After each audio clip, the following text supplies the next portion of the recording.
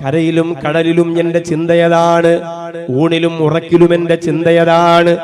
ഞാൻ മരിച്ചു പോകുമല്ലോ അല്ലാ. അതുകൊണ്ടാണ് വലിയ വലിയ മഹത്തുക്കൾക്ക് ദുനിയാവിന്റെ ആഡംബരം ഒരു ആഡംബരമായി തോന്നാത്തത്. ലൗലൽ മൗതു ലകുന്തു ബിക മസ്റൂറാ. ദുനിയാവിന്റെ ആഘോഷങ്ങൾ കാണുമ്പോൾ അവര് പറയുന്നത് എങ്ങനെയാണ്? താത്തമാരിപ്പ തട്ടമൊക്കെ ഇട്ട് വളരെ ഭക്തിയിൽ ഇങ്ങനെ വാത് കേട്ടുകൊണ്ടിരിക്കുന്നു. നിലമ്പൂർ ഉത്സവത്തിന് നിങ്ങൾ പോയില്ലേ? നിങ്ങൾ ഗാനമേള കണ്ടില്ലേ? നിങ്ങൾ ആടിത്തിമിർത്തില്ലേ? നിങ്ങൾ നൃത്തം ചെയ്തില്ലേ? നിങ്ങൾ കാമുകന്റെ തോളത്ത് കൈയിട്ട് നടന്നില്ലേ?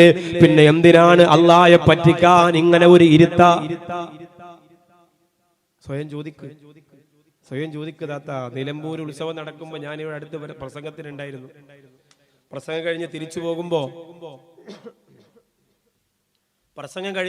പോകുമ്പോ ഞാൻ കണ്ടു, ഞാനേ കണ്ടുള്ളൂ.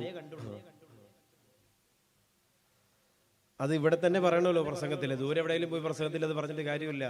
അപ്പൊ അങ്ങനെ നിങ്ങൾ ഒന്നോ മരിക്കോടി ബാക്കവി പറയണടി എന്ന് പറഞ്ഞ് ഇപ്പൊ ഇങ്ങനെ കണ്ണീരൊഴുക്കിയിട്ട് കാര്യമൊന്നുമില്ല.